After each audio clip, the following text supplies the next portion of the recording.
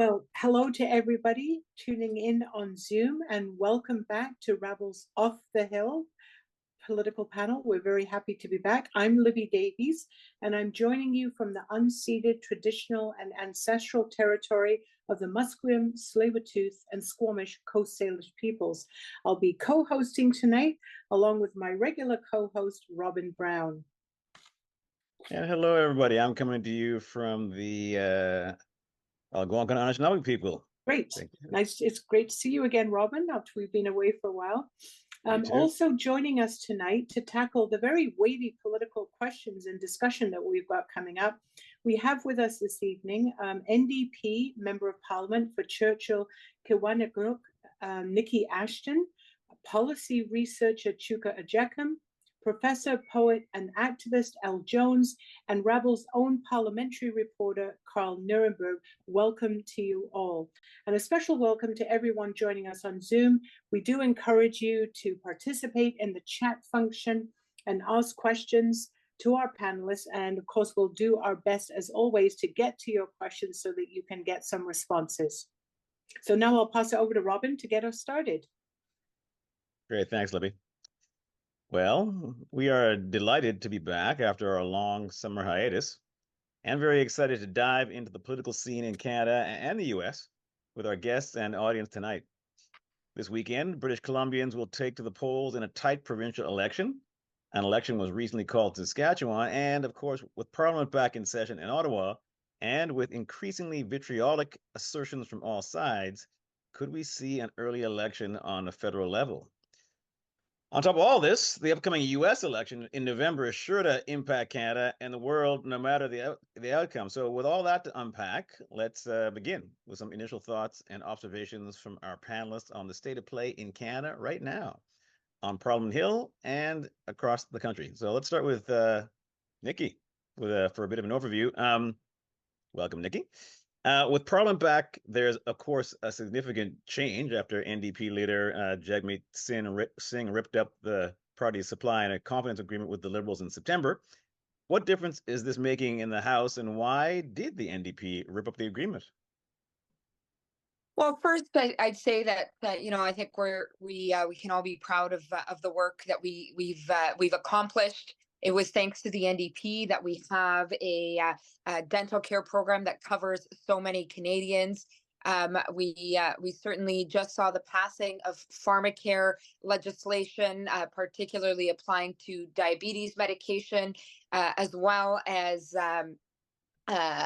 contraceptives. And of course, we were able to push forward on historic anti-scab legislation relating to workers in the federal sector. For us in the NDP, it was critical that we make this minority parliament work, and we worked hard to do so, staying very focused on a number of these key priorities.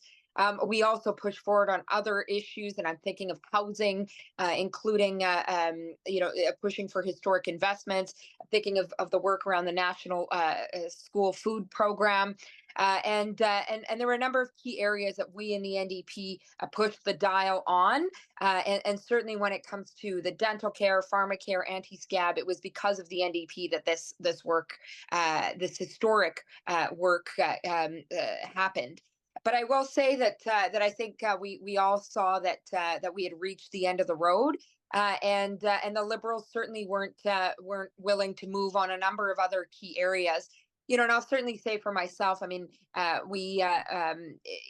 was how can you support a government that like the one we have now under the Liberals that has been complicit and part of the problem when it comes to the genocide we're seeing in Palestine and the Middle East. When it comes to climate action, the Liberals have been, again, part of the problem. When it comes to dealing with third world living conditions in Indigenous communities, that's an area where we've seen some incremental changes. But, I was just up in Parliament last week fighting for clean water in First Nations here in our riding and supporting First Nations that are fighting the federal government in court over clean water. So we certainly said, enough is enough with Trudeau's Liberals who are putting corporate Canada ahead of working people, ahead of Indigenous peoples, ahead of peace. And we're certainly keen to push forward on priorities in Parliament over the next weeks and months to come. But certainly we're going to have to work on our terms now. And who does know? I mean, it looks like we will have an election sooner than later. Obviously, it has to be in 2025. But I know from our end, it's critical that we make Parliament work on the major challenges that Canadians are facing, whether it's on the world stage or here at home. Okay, thanks, Niki. And I just noticed in the chat that someone said, "Why are we using the word ripped up?" And I just a quick response to that, because actually I think that was Jagmeet Singh, the leader of the NDP. That was his own words about when he did that. He used the word ripped it up, but nevertheless, it's the end of the agreement. So just following up on that and your comments, I think the other part of the question, and maybe we can go to Karl on this. Karl, you're such a political veteran and long-time observer of what goes on Parliament Hill. You've got a memory like an elephant of everything that's gone on.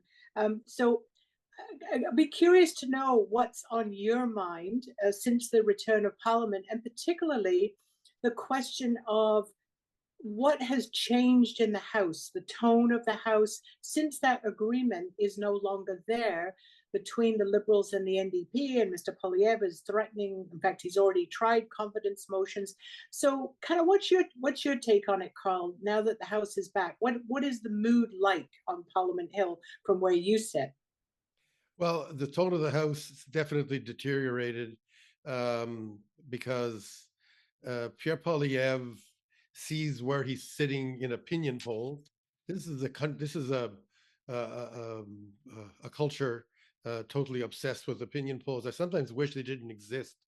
We went back to the day, just as an aside, the first opinion poll that ever happened was in the 1930s, and Mr. Gallup, remember the Gallup poll? You never even hear about that one anymore. He went door to door. I think he went to subscribers to some magazine, and he knocked on the door and he wrote down their responses. And a month later, he came out with the opinion poll, and he had one opinion poll for an election campaign. That was it. So this constant obsession with opinion polls, and everybody around here in Ottawa was always paying attention to them. Again, I say more attention than they deserve, but Pierre Poilievre can read them, and he says he started salivating when he heard Jagmeet Singh say that he was ripping up, as they say, the agreement, and right away he said, "Okay, now I've got to double down." Even before that, the Conservatives were doing dumb things like trying to pressure the NDP to separate themselves from the Liberals, and constantly, whenever they'd speak, they'd say the NDP Liberal government, the NDP Liberal coalition. He was always trying to associate the NDP with the Liberals. And so now we had a point where Poilievre was getting up in question period. For people listening know this, but just in case, the purpose of question period is to allow the opposition to question the government. Poilievre was getting up and questioning other opposition leaders. He was putting questions to Jagmeet Singh. Well, when are you going to vote with me and turn down the government? And this poor speaker kept saying, "You're not supposed to ask Jagmeet Singh questions here. You're supposed to ask the government questions." And there was nothing he could do about it. I mean, Poilievre has gotten to the point where some of the stuff he's doing gets him banned from asking questions. He doesn't care. He's completely, it sort of puzzles me a bit about Poilievre. You think that he got himself where he is in the opinion polls, or whatever they're worth, by for a while adopting this empathetic tone. I'm concerned and playing on the one issue that really is killing this government, and that is dragging down Kamala Harris down in the States, and that is inflation. Inflation really erodes people's confidence in everything in society. When suddenly it feels it's so out of control. I'm old enough to have lived through inflation in the 70s. And I've studied enough history to know that one of the big contributions to bringing Adolf Hitler to power in Germany was when money stopped being worth anything, when people had to put their barrels full of money to buy a loaf of bread. That completely erodes your confidence in the established order and allows great opportunity for demagogues, I'm afraid. So Poilievre was taking advantage of it, but he sort of seems to be ready to take big risks. He's sort of a bit like a hockey team that's leading by 8 points, and then they decide to pull their goalie and say, well, we're going to try to get more goals, and we're going to do crazy stuff, and we're going to start a bunch of fights at the same time and take a bunch of penalties. Like, it doesn't quite make sense to me, because, hey, you're doing okay, fella. Like, what do you have to act so crazy for? But he is what he is. I've been following Polyev since he first came to Parliament. He never changed. He came to Parliament as one of Stephen Harper's attack dogs, and he's never really changed. His one piece of legislation, the only one that he's really associated with, was the totally undeserved Fair Elections Act. There was nothing whatsoever fair about the Fair Elections Act. I wrote many articles about it at the time. So yes, I think it's very scary. I think lying behind it is my fear this season. The rise of fascism worldwide does scare me. In France, in Germany, in Italy, in the Netherlands, in Sweden, all over Europe, fascist and proto-fascist and quasi-fascist parties are doing well, and some of them are getting close to government or into local and what we'd call provincial governments. And look at what's south of the border, the same thing. I mean, Trump has an issue in inflation, a legitimate issue, and instead he's ratcheting up the fascist stuff, ratcheting up the hate immigrants, ratcheting up the promises to start persecuting and jailing his opponents. Like, he doesn't have to. Like, he has actually a real issue you could run on. You can say, inflation's been terrible, folks. The government in power has presided over it, so you should blame them, even if he hasn't gotten, even if it's totally not fair. People will. They'll, if times are tough and things are bad, they blame who was in power. So I am pretty discouraged. Yeah, well, that's a good segue, Carl, to our next questions, which have to do with what's going on in the U.S. So over to you, Robin. Yeah, no, thank you. Let's Chuka, let's bring you in now, because yeah, so Carl's mentioning, right, the effect of inflation on things, including the U.S. election, the rise of fascism. So, yeah, just looking a second at the U.S. election, as we saw when Barack Obama ran for president, there's been lots of talk about how things will be different if Kamala Harris is elected instead of Donald Trump. Can you outline for us the way things would be different in Canada, or the US and Canada, if at all, if Harris wins, and what would stay the same, in your opinion? Yeah, I mean, first of all, Carl, or we can come back to this, but I imagine to some degree, the people on the radical right, they're not interested in establishing any kind of metric that could be used against them, even in the future. So even if they do identify inflation, particularly as an issue, then if it continues to be an issue while they're governing, it's something they'd have to deal with. But separate from that, I think there would be, considering Kamala Harris as president versus Donald Trump, there would be differences. And I think it would be sort of ill-advised to pretend to argue that that's not the case. For example, quite notably, the federal government's posture internally toward abortion rights and sexual health care overall, that would be distinctly different. Of course, the federal government doesn't determine state policies in that regard, but it can pursue efforts to make it easier or more difficult to access abortion and other essential healthcare, as the Trump administration did. I think, however, there are a lot of issues, more issues than we would like, in which there would not be differences, even internally. For example, immigration policy. The Democrats are increasingly moving to the right. They've removed opposition to the death penalty from their sort of campaign platform. And I think perhaps most notably, foreign policy, I do not think that there would be a distinct difference. In fact, I think Harris's campaign right now demonstrates a furthering of the consolidation that began with Bill Clinton and increased through Obama, that is quite concerning. And I think a good example of this, or a good description of this, can be found in an interview that Ta-Nehisi Coates recently gave to the New York Magazine. And I'll just read one quote quickly. He said, "I have a deep-seated fear that the Black struggle will ultimately, at its root, really just be about narrow Black interest. And I don't think that that is in the tradition of what our most celebrated thinkers have told the world. I don't think that's how Martin Luther King thought about the Black struggle. I know that's not how Du Bois thought about the Black struggle. I know that's not how Baldwin thought about the Black struggle. Should it turn out that we have our first Black woman president and our first South Asian president, and we continue to export 2,000-pound bombs to perpetrate a genocide in defense of a state that is practicing apartheid, I won't be able to just sit here and shake my head and say, well, that is unfortunate. I'm going to do what I can in the time that remains and the writing that I have to not allow that to be. because that is existential death for the Black struggle and for Black people, as far as I'm concerned. And so I do think that is what's at stake. The idea that the sort of ostensibly liberal party, the party that talks about human rights and opposes racism, can perpetrate a genocide in full view of everybody in the world and pay zero electoral cost for it, I think that is greatly troubling. Yeah. Thanks very much, Chuka, for that overview. And we'll go next to Elle. And I also want to bring in Niki on this too, because, well, first of all, Elle, your work focuses very much on social justice issues such as feminism, anti-racism, decolonization, and prison abolition.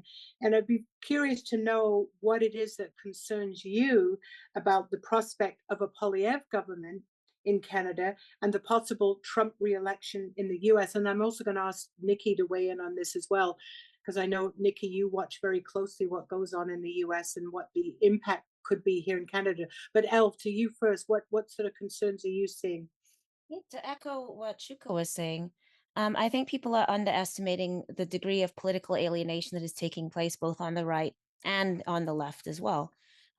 So whether we have, the post-COVID movements, particularly the freedom trucker movements, etc., which have turned into the F Trudeau movement or whatever that is. So we have, a hardening of the right, which is, coalescing around anti-immigration, repression of speech, authoritarianism. But then our alternatives that we're told are, as Chuka has pointed out, like, on the liberal side, we are part of perpetrating a genocide. So we've been completely ineffective at the UN, not just ineffective, but actually blocking any moves for justice. We moved to defund UNRWA on very little evidence. We've had parliamentary hearings, essentially McCarthyite hearings about the universities. So when all of these things are what is happening, again, as Chuka said, in plain sight, and we are forced to wake up every day with the members of our government forcing us to watch a genocide live streamed and then be powerless against it and then support it and then repress us when we speak about it.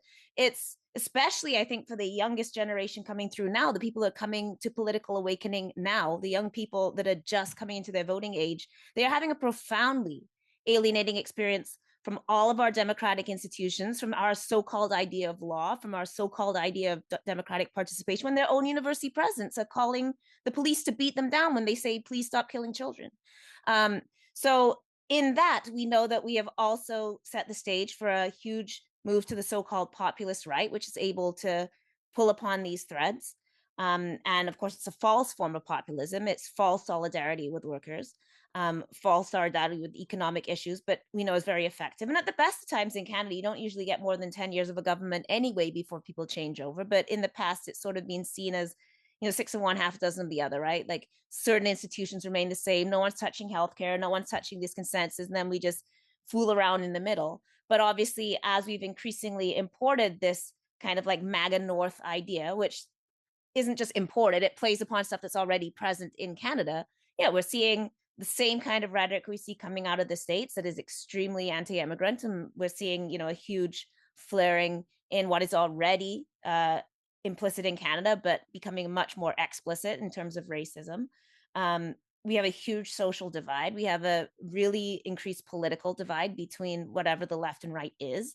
And, I think we're just seeing that like everything is frightening, but you can't even just say it's as simple as, oh, well, oops, it's Poilievre that's coming in, because we're living through the worst of things right now, which is that we're under a liberal government. The government we were supposed to vote in for, joy and sunny ways is forcing us to sit here and be part of a genocide and be complicit in that. And what does that mean for any of us that live in these imperial cores? So I think these are profoundly alienating political times. It's going to get worse. And as that alienation grows, it is very easy for people like Poilievre to exploit those threads and to exploit the increasing rage, the increasing alienation, and the increasing division that exists in society, and really play on that. Mm-hmm. And so we're in for dark times, I think. Oh, yeah. And Niki, just your thoughts on this. I'd say on the American election, it's very, very concerning to see what's happening there. I have a lot of time for the uncommitted movement and for so many Arab Americans who and so many committed to the peace movement who have been very clear that the Democratic Party is not where it needs to be when it comes to playing a critical role in Israel's genocide against Palestine, Palestinians, and now war in Lebanon. I think we're seeing some very inspiring organizing in the States. Elle mentioned about the organizing on campuses. We've seen real mass movements, obviously centered on the Palestine solidarity, but more importantly for peace. And I struggle with the fact that even here in Canada, we've seen the peace movement shrink over the last number of years, right? And voices calling out for peace and against war are fewer and far between, but have been. But what is inspiring is we've seen a resurgence in terms of mass organizing, mass movements. And I'd say that that we can't despair. I mean, we don't have a choice to despair. And we have a responsibility not to despair because Canada is part of the problem, and unfortunately, what's so sad and pathetic is the extent to which Canada is once again the lapdog to the U.S. on foreign policy. We've dithered. We've played games around the arms embargo. We have not recognized Palestine as a state. We're very, very, very much half measures around sanctions. So we're certainly not taking the decisive positioning that we should in favor of peace and justice for Palestine and in the Middle East, and we're not pushing back on the U.S. And so I wish American progressives the best. I really, some time ago, I had the tremendous honor to connect with Rashida Tlaib, a congresswoman who has shown incredible courage over the last year. And before that, and I certainly hope that they're able to push Kamala Harris, the Democrats, away from this imperialist hunger, the push for arms, and the drive for genocide. It really is horrifying to watch in real time. But our hope is with American progressives who are pushing back however they can. And I'll say again, I'm so inspired by the movements we've seen here. Many of them led by young people. Many of them who really see that the future has become all of a sudden even more bleak because of war and this normalization by some of genocide. And I'll say on the Canadian front, what is particularly concerning is that Poilievre has taken advantage of people's suffering, right? The fact that so many Canadians are falling on hard times. To push an extreme right-wing agenda. Nowhere is that more evident than on foreign policy.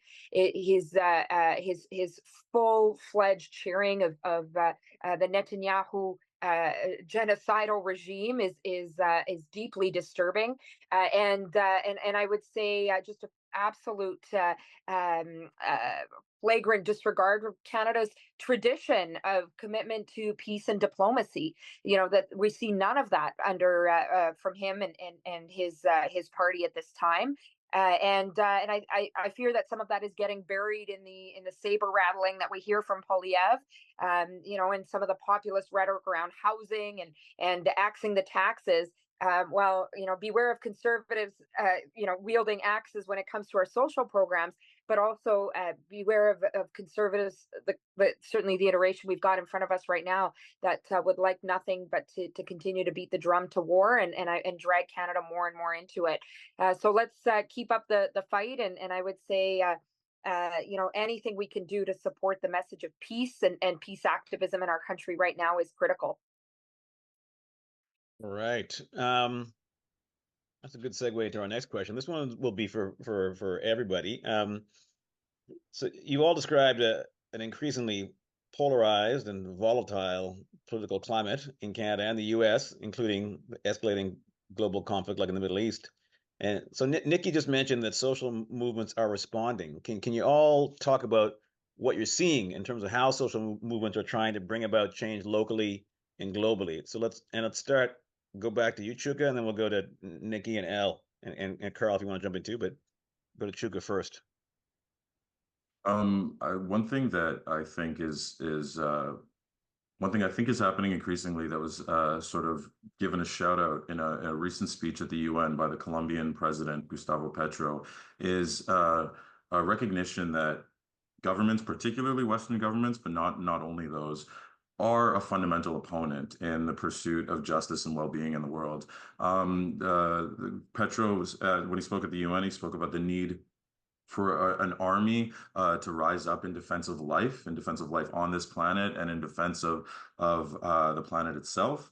And recognizing that the Western governments that are primarily just vehicles for arms profiteers and oil and gas despoilers and other craven psychopaths, in my characterization, to pursue their interests. He sort of argued that these governments, they're not merely derelict in their duty. They are a fundamental opponent that will have to be defeated if there's any hope for life on this planet, let alone for justice and well-being. And so I think while of course this has been incredibly evident to a lot of people, and particularly activist and revolutionary movements throughout the global South, I think there is an increasing recognition in the global North, in the imperial core, that not only must our governments not only are our governments an impediment to justice, but in many aspects, they are the fundamental impediment to justice. And they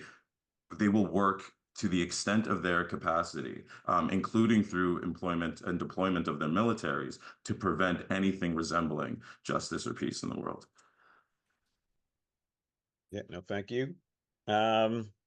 Nikki, what are you seeing in terms of how social movements are trying to bring about change locally and globally, given what's going on? Well, I think any sort of movement we've seen in Canada. I mean, let's look at, for example, the genocide. Any movement we've seen has really been the push from social movements, from activists. I'll mention the defunding of UNRWA, right? The refunding of UNRWA was clearly a response to massive public pressure. Some of the movement that we've seen on the arms embargo, although it's definitely not as far as we need to, with respect to it, the need for a two-way arms embargo and closing the loopholes that allow Canadian manufacturers to ship arms parts to the U.S. But any movement that we've seen on that front, again, is a response to immense public pressure. I was involved in supporting calls by independent Jewish voices to review and remove charitable status from certain so-called charities that are known to be funding activities that are connected to genocide in Palestine at this time, in Gaza at this time. And there was a significant grassroots campaign. A number of people were involved, along with independent Jewish voices as well, and I want to acknowledge that work.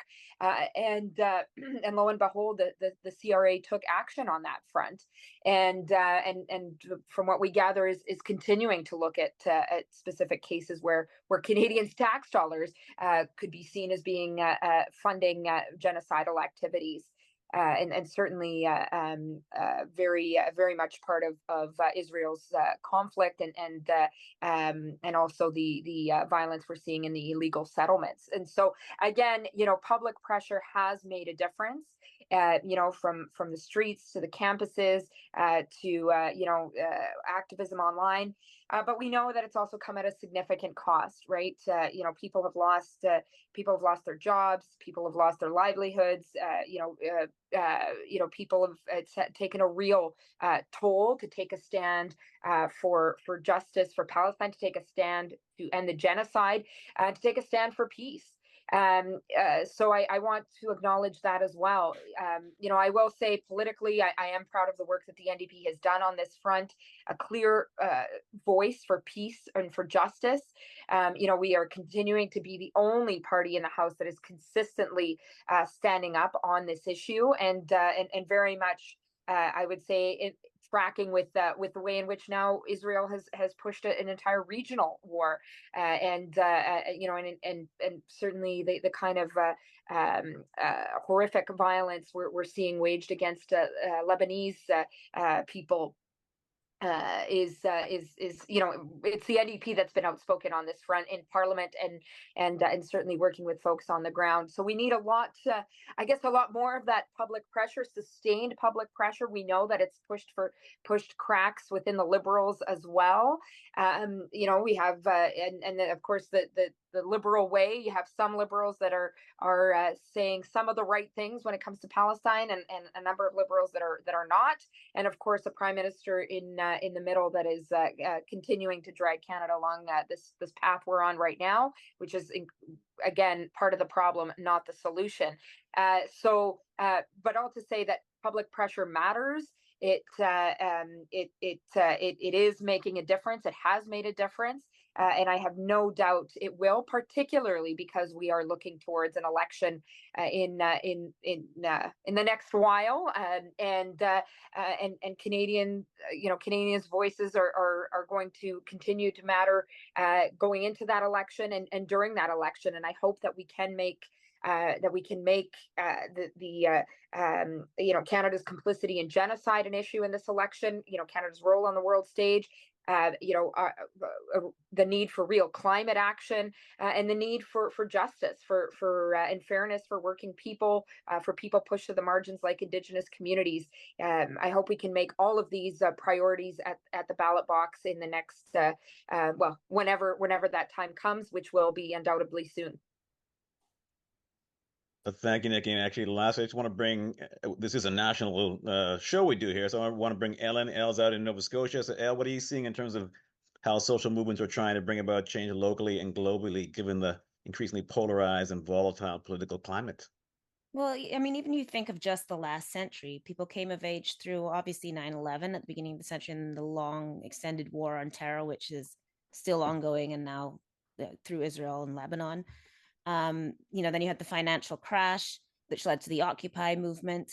Then we went into Idle No More and the movement for Black Lives. And then again, that renewed in 2020 with George Floyd in particular. And at all of those points, we've had these mobilizations, and then in various ways they've been repressed or smashed down, or they've frittered away, or we've learned some things and be forced back. And now we're in a moment where Palestine organizing is really taking center stage. So, I mean, first of all, you just see the sort of tracing of tactics and consciousness moving through these 2 decades, right? Where people have now, especially when you look in the Palestine movement, a lot of those pieces continue to come together. So when you have students talking about divestment, we're connecting, what our foreign policy is to what our institutions at home do and how they invest the money. Students and young people are getting a real good look at policing and taking in the lessons from the movement for liberation of Black lives, and understanding how there's money to fund the police to come and guard a subway station in case somebody holds a Palestine sign, but there's no money for housing, and people are putting these pieces together. So what we have done is, I think, learn profoundly from our failures in other movements.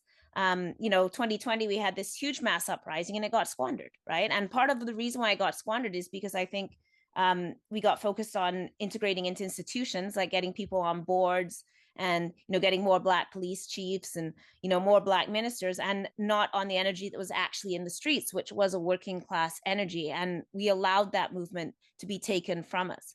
And I think what we're seeing now is much more cynicism about the ability of our institutions to create justice, which has forced people to figure out that our justice lies in each other. So one of the things that we see in the Palestine movement is the linking of that to the liberation of Black Lives movement, to Indigenous justice movements. You have Indigenous people that are leading at these marches and protests and connecting land back to the global theft of land and resources and the global practice of colonization. And for the first time in a long time, we're talking, as Niki is saying, about war and foreign policy, which has been largely absent from our debate stages and was becoming a really silent consensus. And now we're back understanding how much we spend on the military so that we can't have higher education because, you know, we're spending this money to export weapons for genocide. So I think it's, you know, we're in awful times, and obviously the lives of Palestinians, it means so little to those who govern us, but the organizing of Palestinian people and those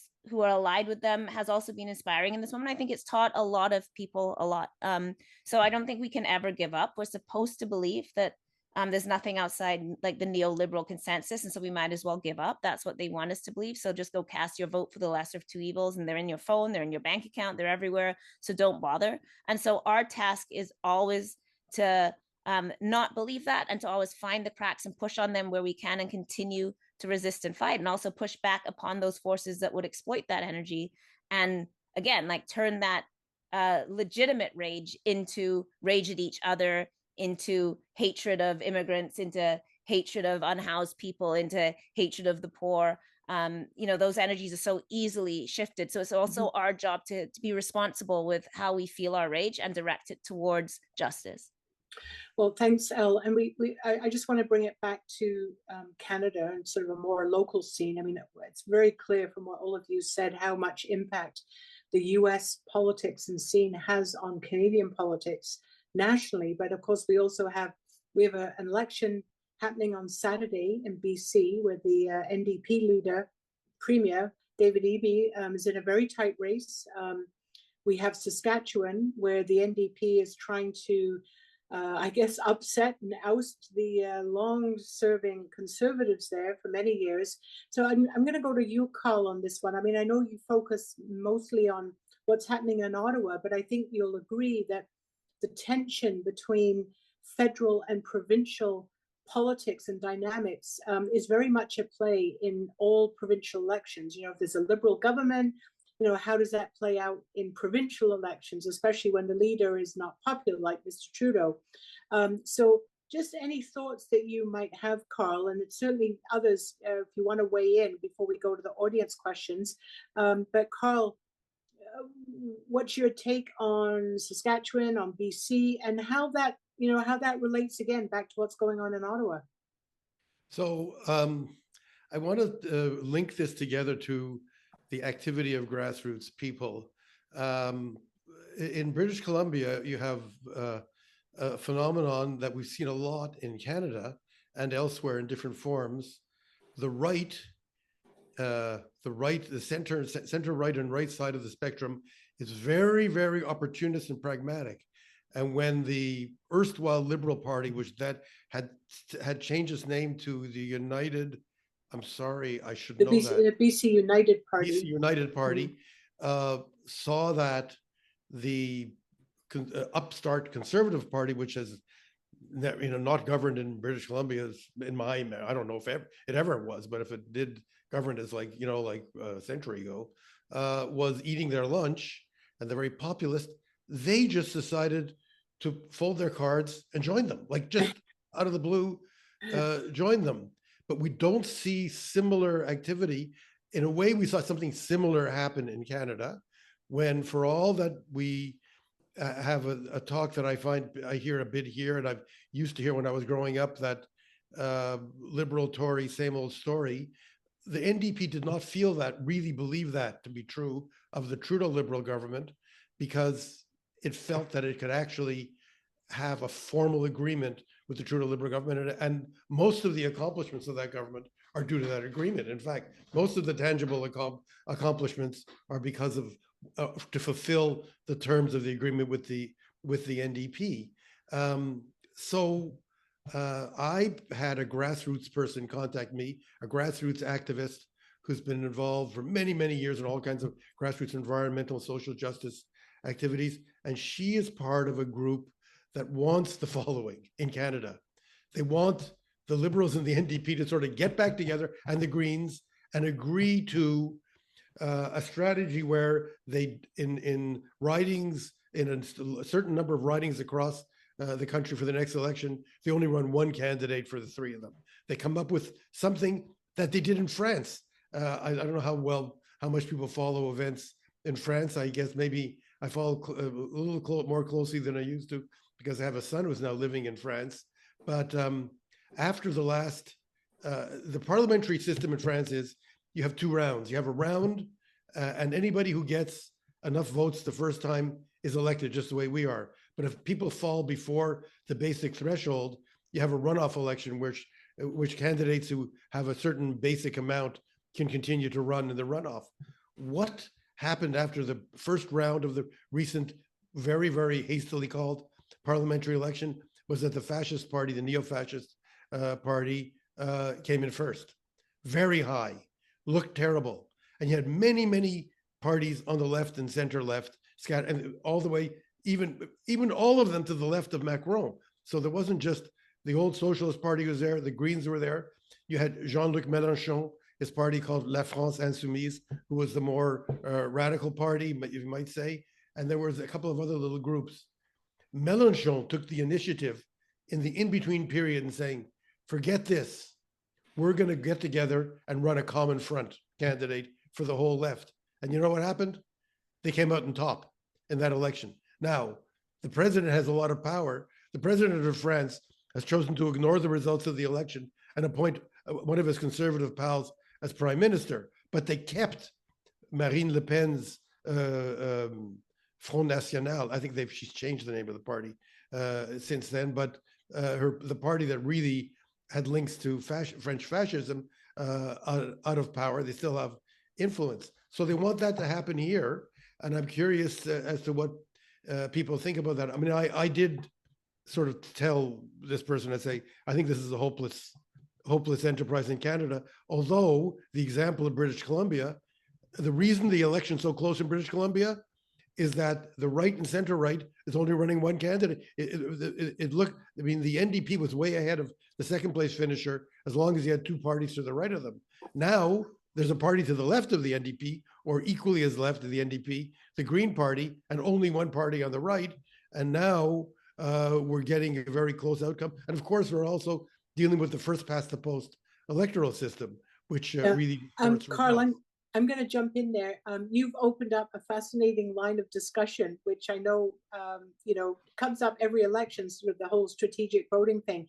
I think what we're going to do is pop over now to audience questions, because we've had a lot of questions coming in. So we'll come back to the points that you're raising, if not today, then in another panel that we have, because it does raise a lot of questions about federal and provincial elections. So I think, Robin, we'll just jump right back into getting to some questions from the audience. All right. Okay, I guess this one will be for anybody who wants to jump in. What do you think the role of misinformation will play in the upcoming elections? It'll be huge. It'll be huge. Pierre Poilievre has no concern whatsoever for the truth in any way, shape, or form, and it'll be. There are so many examples that I know that they're not coming to my head right now, so I'll put them in the chat, but I remember them. But in Canada, we have just a culture of, rhetoric above fact, coming from the right, especially, and it's going to be very difficult to, very, very difficult to deal with. Look what's happening in Canada as well. It's a form of misinformation. The Conservative Party now is running wall-to-wall television commercials, portraying Poilievre as a guy who loves children, his own especially, and he has an immigrant wife, and he's such a sweet guy, and he's such a nice person, and let's bring it home and have a home for everybody, and everything's gone wrong in our country. So it's not just going to be misinformation, lies, but it's also going to be beside the point, phony rhetoric and ephemeral promises that somehow we're going to make things better, without connecting the dots at all. Somehow we're going to get government out of your life, but we're going to make sure everybody has housing. It's going to be a miracle. It's going to be a conservative miracle. part of the problem with misinformation is the genuine misinformation that is circulating, especially, we get those memes around immigrants get more than seniors and stuff, we get those repeated kind of things but then we also get things that are labeled misinformation, which is actually just stuff that the elite classes don't want you to hear and know. So then we get stuff like watching TikToks that Israeli soldiers have made themselves labeled as misinformation, right? So part of the problem is separating and having the critical ability to separate what is actually misinformation and what is inconvenient information that is being labeled as misinformation in order to justify its suppression. Because we also at the same time have a mass suppression of any kind of information that is giving us counter narratives that are inconvenient to power and to war. So I think that's also a point we need to clarify. Okay. Yeah, I think yeah, go just ahead, Chuka. really quickly, I think just to support what Elle's saying, I think part of the problem is that in the imperial core, electoral politics almost necessarily function on unreality. If we speak specifically and plainly about the policies and the interests that Western governments and their associated corporations support throughout the world, then we would have to speak plainly about the fact that our entire society effectively is just a machine of murder. It is a great edifice that dispenses misery for the most craven purposes imaginable. And it's very difficult to marshal a campaign about liberal ideals and human rights and all of those things when children are enslaved so that we can have chocolate bars. So I think that that part of the susceptibility to misinformation or inaccurate information is the fact that people need to be deluded to believe in this society that we've erected. Yeah, well, there's quite a few questions coming in, and they seem to be picking up on, I guess, the feeling that we're all feeling, and that is one person saying, because things seem so bleak right now, how can I convince my friends that voting matters right now? People seem very disenchanted. And I would add to that another question that's come in. Do leaders' debates matter anymore? We watch them, well, I watched them in the US, I'm sure we all did. I've been watching the one here in BC as well.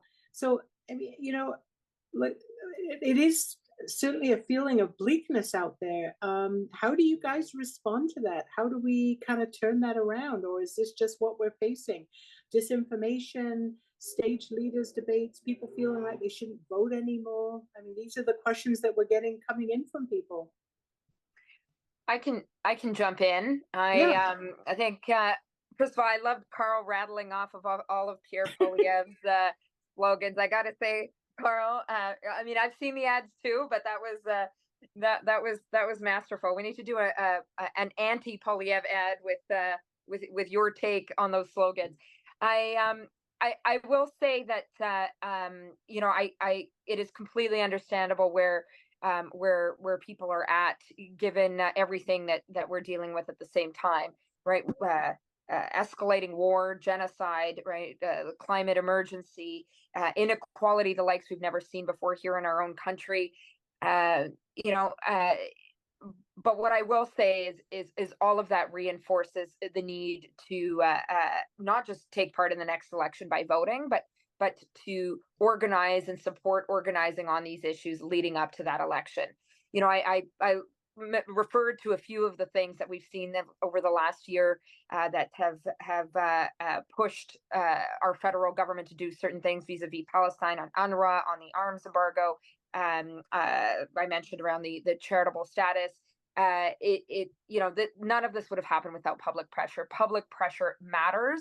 I'm thinking of letter writing campaigns that have taken place. I'm thinking of the work of various organizations, that have been pushing out, whether it's Independent Jewish Voices, CJPME, the National Council of Muslims, right? Organizations are out there. There are numerous campaigns on the go that folks can hook into that will lead into the election. Like, let's make foreign policy a ballot box question. Let's make peace a ballot box question. Let's make climate action a ballot box question.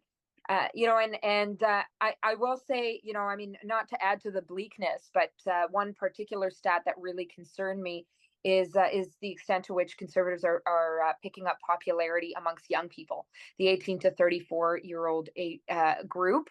And some polls had, or a certain poll had, the Conservatives as the #1 go-to party for young people. If that's not a reason to get out there and organize around the issues that matter, I know for a fact young people are not more conservative, but many are feeling the despair front and center in terms of their own, chances at a better life, right? This is a generation that's dependent on precarious work, forget about pensions, benefits, looking ahead at the climate crisis, unable to afford a home, seeing Canada spend money on war rather than creating good jobs. I will say that it's, to me, that statistic is very much yet another motivator in getting involved, and certainly elevating the voices of so many young people who may not see electoral politics as the be all and end all, but that are seeing activism and organizing as a way to affect political change. I'm a bit older than that 34-year-old age group now, but certainly my generation, millennials, those coming up younger, our kids, right? They deserve a better world to live in, and the only way we're going to even have hope for that is by fighting back, joining those that are doing the heavy lifting right here, right now, whether it's in terms of Palestine, whether it's on climate, whether it's on inequality. Let's join them and support that work all the way to the ballot box and beyond. All right, thank you. Okay, we are getting to near the end. This is a great discussion. We have time for one last audience question, so I'll throw this out there and brief answers. But here's the question. We haven't really talked about the role of corporations in controlling governments. I keep wondering to what extent the rise in right-wing populist and fascist governments is a direct result of wealthy corporate shareholders seeking to undermine government so as to consolidate their own power. There's a challenge we wanted to give a brief answer to. But anybody wants to jump in? But again, keep it brief. I just wrote a comment in the comments, because when I was thinking about why is it that Poilievre is managing to get young people who want change, who are feeling stressed. I mean, the phenomenon of European fascism was invented by the economic ruling class of Europe of the time as a way to lure, to sucker away or lure away the working classes from communism and socialism, especially from communism, various forms of Marxism, I guess, or revolutionary socialism that were growing in popularity at that time. So they created a substitute radical ideology of racism and nationalism to substitute for a sense of class solidarity and a sense of social justice. So they substituted, instead of revolutionary fervor, you had anger and hatred, and it's easy to, emotions can be manipulated that way. Certainly, an example in the States, when it looked like Bernie Sanders was doing well against Hillary Clinton, there was a huge, he was getting close to potentially winning the Democratic nomination. This is a person who calls himself a socialist in a country where, in many parts of the country, it was a crime ever to utter the word. The reaction against him was amazing. I remember, the chairman of Goldman Sachs came out, and they had the same kind of rhetoric that Poilievre uses against the pharma care legislation. He is promising a medical plan, a kind of medical insurance plan that will mean not that everybody will get fully portable coverage with healthcare, as we more or less do when it works well in Canada and have had since I was a teenager. No, he's going to take away your union negotiated private healthcare plan, which you would lose the minute you changed jobs or left your job or lost your job. That ties you to your job. You only get that plan as long as you're working there, and which you can lose in the next round and have chipped away in the next round of collective bargaining. But they were hysterical, and you should have heard the CNN people carrying on. Well, 100 million Americans have workplace plans, and what is Bernie planning to do? We're supposed to take it all the way. That's how they framed the offer of having what every other Western country has. So, you know, when corporate interests feel threatened, they'll say anything and do anything. Okay, Karl, that was longer than 30 seconds, man. So I'm gonna Yeah, anyone else I want to can go jump in there quickly. though? Gotta keep it I go short. quickly. In no uncertain terms, corporations must be destroyed. Profiteering is one of the most profane actions that a person can engage in, and the profit motive is among the most grievous plagues that our society is beset with. So, you know, we cannot make a decent life if we are subject to the whims of people who seek to extract meaningless profit, wealth, who seek to extract wealth merely from the fact that other people exist. So yeah, in my opinion, it is absolutely clear. They are an enemy to all life. All right. Thank you all. Well, that is all the time we have for questions for today. So thank you to all you, our wonderful guests, Karl, Chuka, El, and Niki for joining us today. Our live political panel Off the Hill will return next month. If you have suggestions for what our political panel should discuss in November, please contact us at editor@rabble.ca or over social media. And be sure you don't miss a single Rabble update. Sign up for Rabble's newsletter at rabble.ca/subscribe. And thank you, as always, to Rabble for hosting these great conversations. And to keep them going, please consider supporting Rabble by becoming a monthly donor at rabble.ca/donate. Thank you all for joining us tonight, and we will see you on November the 20th. Thanks, Robin. Thanks, Bye everyone. all. Okay, bye. Thank you. Bye. See you, Libby. Bye-bye.